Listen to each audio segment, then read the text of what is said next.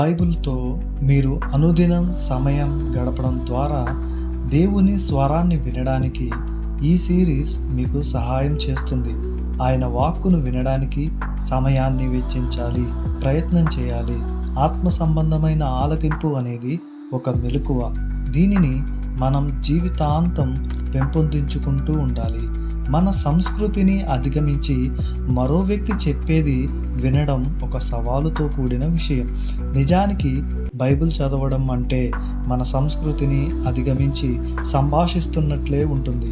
ఎందుకంటే దేవుడు తన వాక్యాన్ని మనకు తెలియని స్థలాలు, సమయాలు, పరిస్థితుల్లో అనుగ్రహించాడు కాబట్టి. ఒకవేళ మీరు గతంలో బైబిల్ చదవడం ప్రారంభించి కొంతకాలం అయ్యాక మానివేస్తూ, మళ్ళీ చదువుతూ, తర్వాత మానివేస్తూ ఇలా జరిగి ఉండవచ్చు.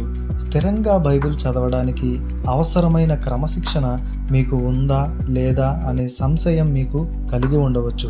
అయితే ఇలాంటి అనుభవం మీదొక్కరిదే కాదు. మనలో అనేక మంది బైబిల్ని ధ్యానం చేయడం, చదవడం వంటి వాటిల్లో క్రమశిక్షణ లేకుండా ఉన్నాం.